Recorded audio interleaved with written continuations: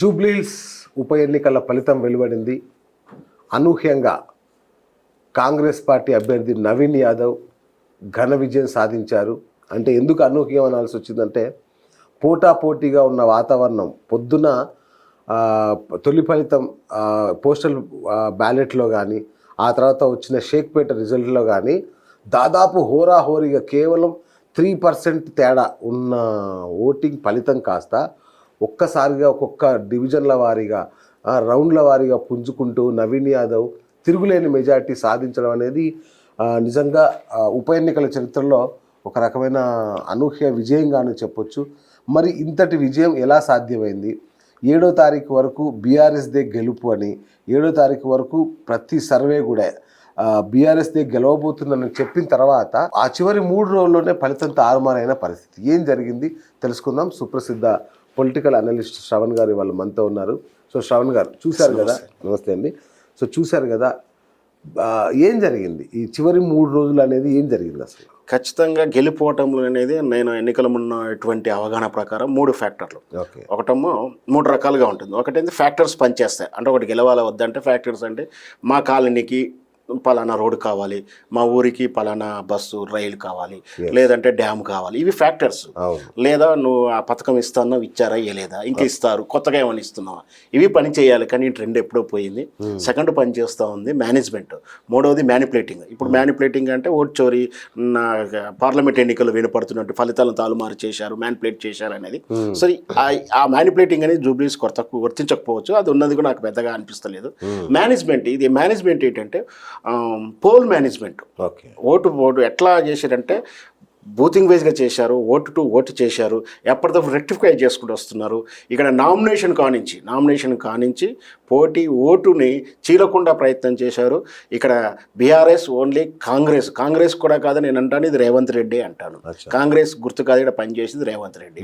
ఇక్కడ బీఆర్ఎస్కు వ్యతిరేకంగా ఓట్లు ఇంకా చీలకుండా ఉండడానికి మొదటి స్టెప్ నుంచి అంటే టీడీపీ చంద్రబాబు నాయుడు పోటీ చేయకపోవడంతో ప్రారంభం పెట్టు మిగతా వాళ్ళు ఎవరిని కూడా నేనైతే నమ్ముతున్నాను వెనక చక్రం తిప్పడం వల్ల వ్యూహాత్మకంగా బాబు గారే చక్రం తిప్పారని అనుకుంటే. ఎందుకంటే జూబ్లీస్ ఎన్నికల మీద అక్కడ మాగంటి గోపి గారు అంటే టీడీపీ వర్గము, టీడీపీ నుంచి గెలిచిన ఆయన. గతంలో కూడా టీడీపీ చాలాసార్లు గెలిచింది, టీడీపీకి ఓటు బ్యాంక్ ఉంది.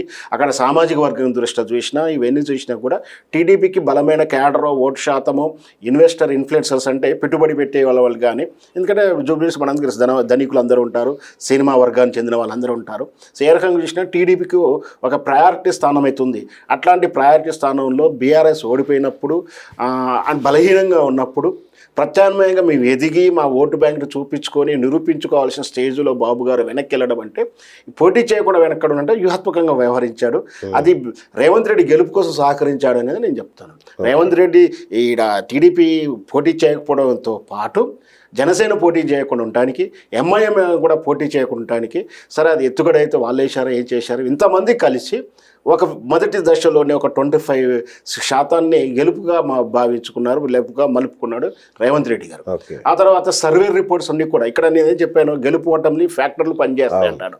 ఆ ఫ్యాక్టర్ దృష్ట్యా అంటే మీడియాలోనో సోషల్ మీడియాలోనో కొన్ని పెయిడ్ మీడియా సంస్థలు అనుకోవచ్చు, మనం అప్పుడు ఏదనుకున్నా వాళ్ళు మాత్రం కాంగ్రెస్ని భజన చేస్తున్నా ఇట్లాంటి సర్వేయర్లు పోయినప్పుడు క్వశ్చన్ టు క్వశ్చన్, అమ్మ మీ భావం ఎలా ఉంది, ఈ ఫ్యాక్టర్ వల్ల ఓటేస్తారా ఓటయ్యారా, మీరు ఈయన అర్హతకున్న అభ్యర్థా లేడా అంటే ఒక కాజును పట్టుకు అడిగినప్పుడు మేము బీఆర్ఎస్ వైపు ఉన్నామని చెప్పినటువంటి సర్వేలు సడన్గా ఎందుకు మారింది అంటే ఫ్యాక్టర్స్ పనిచేయకుండా ఇన్ఫ్లుయెన్స్ చేయగలడు. ఏం జరిగింది, మైనార్టీలు అందరూ కూడా కాంగ్రెస్ వైపు లేరు, మైనార్టీలు అంతా కూడా ఇబ్బందిగా ఉంది అనిపించిన క్షణంలోనే ఆల్ ఆఫ్ సడన్గా ఎలక్షన్ కోడ్ ఉన్నప్పటికీ కూడా సరే అది ఎలక్షన్ కోడ్లో చెల్లుతుందా చెల్లదా అని ప్రశ్నే లావనే తక్కువ ప్రశ్న సమాధానం ఎవరు చెప్పకుండా అజరుద్దీన్ గారికి ప్రమాణ స్వీకారం చేయడం కానీ, కొన్ని దగ్గర ప్రకటనలు చేయడం కానీ, అంటే మైనార్టీని ఏ విధంగా లోపరుచుకుంటూ పోల్ వైజ్గా ప్రతి అక్కడ ముఖ్యంగా ఏంటంటే ముస్లిం ఓట్లను బాగా వీళ్ళు క్యాచ్ చేయగలిగారు. అంటే ఈ విధంగా కానీ సడన్గా 3 రోజుల ముందు బండి సంజయ్ని ఎన్నికల ప్రచారం సీన్లోకి తీసుకురావడం, వివాదాస్పదమైన వ్యాఖ్యలు చేయించగలగడం, అట్లాంటప్పుడు ముస్లింలంతా ఒకవైపుగా వెళ్ళేలా చేయడం, ముస్లిం ఓట్లు ఒక్క ఇంటిని పట్టుకున్న 10-15 ఓట్లు మ్యానిపులేట్ చేయగలరు. అట్లా ఓటు టు ఓటు ఇల్లు నుంచి ఇల్లు వరకు మేనేజ్మెంట్ చేసుకోండి. వాళ్ళని నయానా చెప్పారా, భయానా చెప్పారా, లేదంటే బ్రైబ్ చేశారా, ఏం చేశారో మొత్తం మీద వాళ్ళు కౌన్సిలింగ్ అయ్యి ఈ విధంగా ప్రతి ఓటు నుంచి చిన్న ఓటు నుంచి పెద్ద గండు గుర్తు ఉన్నటువంటి 30 ఓట్ల వరకు కూడా మేనేజ్మెంట్ చేస్తూ మనకు తోటి మిత్రురాలే చెప్పింది. ఏమో జర్నలిస్ట్ ఒక ఆమె తన సోషల్ మీడియాలో రాసుకుంది, ఈ ఎన్నికలు నాకు ప్రత్యేకమైన ఎన్నికలు, తెలంగాణ రాష్ట్ర క్యాబినెట్ అందరి ఇంటర్వ్యూ చేసిన గ్రౌండ్లో అంటుంది.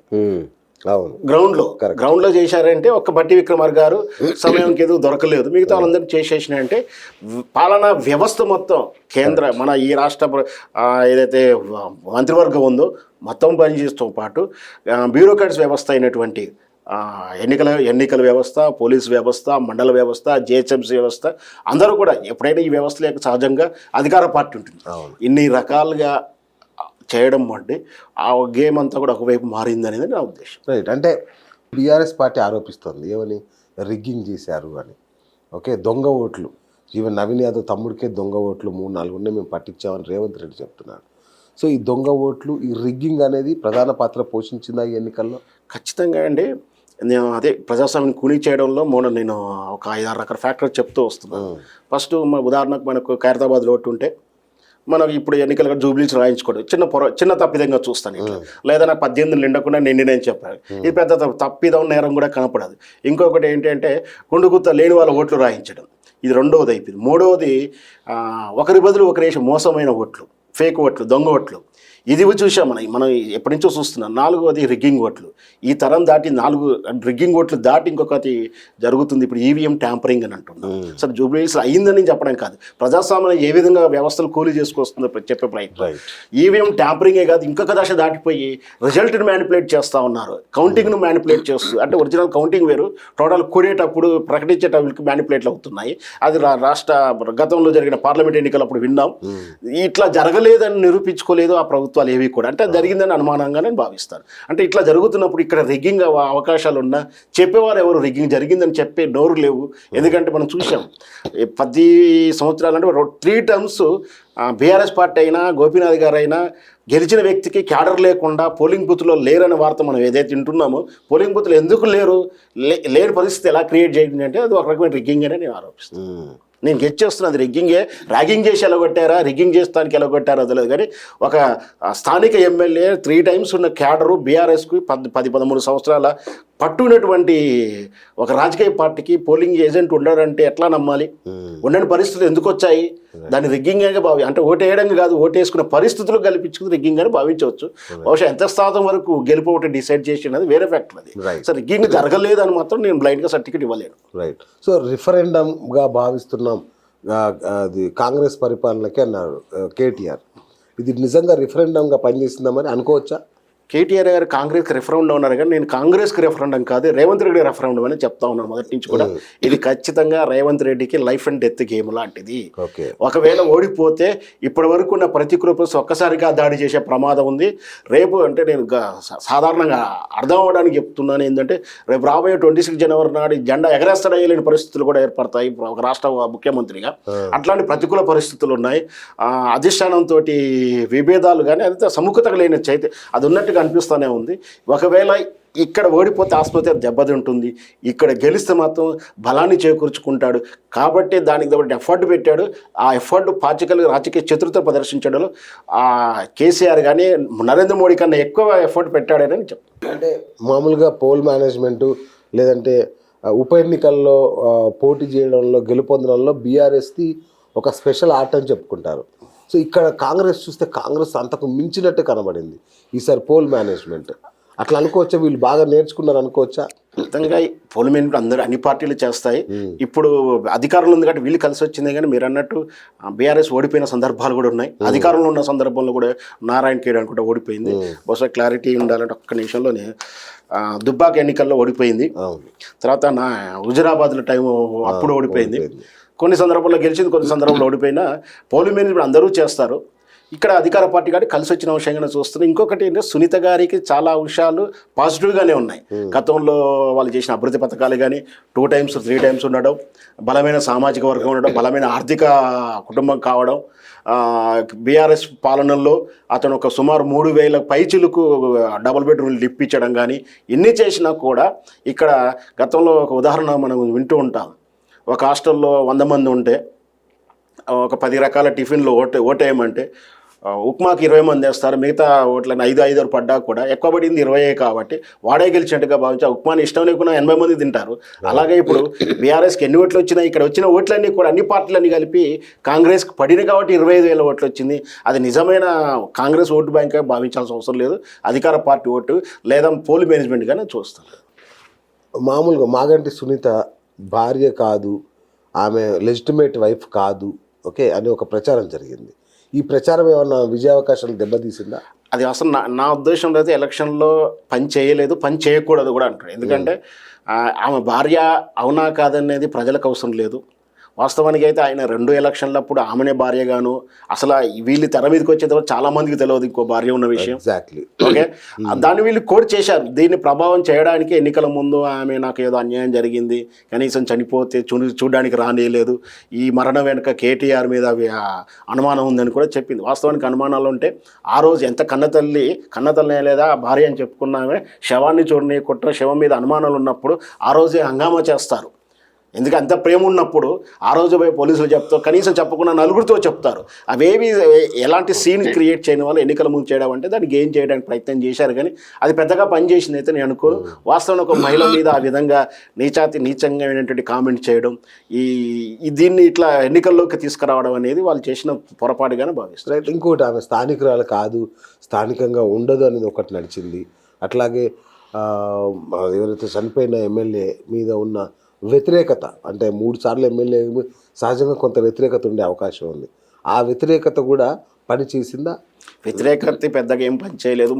గతంలో కేసీఆర్ ఎన్నికలప్పుడు మార్పు కోరుకున్న టీంని మార్చాలనుకున్నారని నేనేం అనుకోవట్లేను. ఎందుకంటే ఆ ఓటు శాతం పెద్ద డిఫరెన్స్ లేదు. ఓటు శాతం 25,000 ఓట్లు డిఫరెన్స్ వచ్చినా వాళ్ళ ఓటు బ్యాంక్ పెద్ద డిఫరెంట్ ఏం రాలి. వాళ్ళ మొదటి నుంచి ఉన్నట్టు ఓటు బ్యాంక్ పర్లేదు, అంతవరకు ఉంది. అంత వ్యతిరేకత ఉంటే అంత ఓటు రాదు. 39% పరిమితమైంది ఈసారి ఓటు శాతం. ఇటు కాంగ్రెస్ కి 50 పైన ఉంది, 50 పైన వచ్చింది ఓటు. నేను ఇంతకుముందు ఉప్మా సామత్ చెప్పినట్టుగా వాళ్ళ ఓటు బ్యాంక్ పెద్ద డిఫరెన్స్ ఏం రాలా. మిగతా చీలాల్సిన ఓట్లు ఒకవైపుగా అన్ని ఓట్లు పడడం వల్ల ఆయనకు అంత మెజార్టీ వచ్చింది, కానీ ఆమెకు నెగిటివిటీ అయితే ఉందని నేనైతే భావిస్తలేను. ఆమె కన్నా అధికార పార్టీ ఈ మైనార్టీ విషయంలో కానీ, వాస్తవానికి అయితే ఈ సీటు నేను మొదటి నుంచి భారతీయ జనతా పార్టీ పోవాల్సిన సీట్ అని చెప్తా ఉన్నాను. వాళ్ళు క్యాచ్ చేసుకోవాల్సి ఉండే. ఎందుకంటే అది అర్బన్ పార్టీ గానో మెట్రోపాలిటన్ పేరుండి ఇక్కడ బీఆర్ఎస్ పార్టీ వైఫల్యాలు, ఆల్రెడీ బీఆర్ఎస్ ఫెయిల్ అయిందని చూపించుకుంటూ ఇక్కడ కాంగ్రెస్ రేవంత్ రెడ్డి ఫెయిల్ అయినప్పుడు మేము ప్రత్యామ్నాయం అని చెప్పుకోవడానికి, రేపు పొద్దున రాబోయే ఎన్నికలకు గెటాన్ అవ్వడానికి, మేము ఎగ్జాంపుల్గా తీసుకోవడానికి, వాళ్ళకు స్ఫూర్తి ఇవ్వడానికి దీన్ని టాస్క్గా తీసుకొని పని చేయాల్సినటువంటి భారతీయ జనతా పార్టీ అనూహ్యంగా వెనక్కిపోవడం, వాళ్ళ రాజకీయ మరి ఏ అవసరాల కోసం వాళ్ళు ఎందుకో డమ్మీలుగా నిలబడ్డారో మాకు అర్థం కాలే. కానీ వాస్తవానికి అయితే వాళ్ళు టాస్క్ తీసుకుంటే ఖచ్చితంగా హైదరాబాద్ లాంటి మెట్రో నగరాల్లో బీజేపీకి, హిందువులకు ఈ రకంగా ఓట్ బ్యాంక్ ఉంది. ఏ రకంగా చూసినా ఈ వాక్యూమ్ను ఫిల్ చేసుకోవాల్సిన వాళ్ళు మంచి అవకాశాన్ని వాళ్ళు కోల్పోయారు. రేపు రాబోయే జిహెచ్ఎంసీ ఎన్నికల్లో కూడా దీన్ని బాగా హెల్ప్ అయ్యేది ఉండే వాళ్ళకు. సో వాళ్ళు ఇంకా వెళ్ళిపోవడం కాదు, నష్టపోయారు. ఎందుకంటే రేపు ఆటోమేటిక్గా జిహెచ్ఎంసీ ఎన్నికల్లో గతంలో చాలా సీట్లు గెలుచుకున్నారు. సో ఇదే ఒరవడి ఉంటే మాత్రం ఒకసారి గెలిచారు కాబట్టి ఎట్లాగో మళ్ళీ ఒకసారి గెలిచే అవకాశాలు ఉండవు. సో అనూహ్యంగా బీజేపీ తన స్థానాన్ని 3వ స్థానం 3 కాదు అసలు స్థానమే డిపాజిట్ కోల్పోయి అసలు స్థానమే కోల్పోయే స్థితికి వచ్చింది. ఇక్కడ సునీత గారు మాత్రం నాన్ లోకల్ అని కానీ ఇంకేదాన్ని కానీ కాదు. కాకపోతే ఆమె రోజు చూసిన ఎఫెక్షనిటీ లేదు. అంటే లీడర్గా ప్రజలకు గుర్తింపు ఉండేటువంటి పూర్తిగా అపరిచితురాలు కాదు, పూర్తిగా సుపరిచితురాలు కాదు. వీటన్నిటికన్నా ఈ మేనేజ్మెంట్ బాగా పనిచేస్తూ అన్ని పార్టీలు అన్నీ కూడా ఎంఐఎం ఈవెంట్స్ బీజేపీ కూడా వాళ్ళకి రేవంత్ రెడ్డి గెలవడానికి, కాంగ్రెస్ గెలవడానికి ప్రత్యక్షంగా బహిరంగంగా సహకరించినట్టుగా చెప్పవచ్చు. నిజంగా బీజేపీ లేకపోతే బీజేపీ బండి సంజయ్ గారు ఒక కేంద్ర మంత్రి ఉంటే పార్టీకి వ్యవహరించాల్సిన ఒకటి కాకుండా అతను ఎన్నికల ముందు 3 రోజుల ముందు వచ్చి వివాదాస్పద వ్యాఖ్యలు చేయడం, తనకు గెయిన్ అయ్యేలా చూసుకునేవాడు అయితే మొదటి నుంచి వచ్చేవాళ్ళు, మొదటి నుంచి దాన్ని టార్గెట్గా చేసుకుని పనిచేసేవారు. ఈవెన్ సోషల్ మీడియాలో కూడా పెద్దగా కనిపించలేదు వాళ్ళ పోస్టులు కానీ, ఏమైనా ఒక 3-4 ఇండిపెండెంట్గా వాళ్ళ మీడియాలో వాళ్ళు ప్రచారం చేశారు. కానీ ఆ పాపం ఇక్కడ క్యాండిడేట్ మంచి దీపక్ రెడ్డి గారు మంచి క్యాండిడేటే, బట్ ఆయనకు సపోర్ట్ రాలేదు వాళ్ళ పార్టీ నుంచి అనేది నేను అబ్జర్వ్ చేసినట్టు. మామూలుగా బీజేపీని బీ టీం అంటారు కదా, బీఆర్ఎస్కు, లేదంటే బీఆర్ఎస్ బీ టీంకు దీనికి అంటారు కదా, కాంగ్రెస్కి ఎలా సహకరించింది అనుకుంటున్నారు? ఖచ్చితంగా రాజకీయాలలో వీళ్ళకు ఉచ్చనీచాలు ఉండవు, ధర్మాలు ఉండవు, వావి వరుసలు ఉన్న టైపులో. ఎందుకంటే ఐడియాలజికల్గా చాలా విభిన్నం. తెలుగుదేశానికి కాంగ్రెస్కు కానీ కలిసి పనిచేశాయి, సహకరించుకుంటున్నాయి.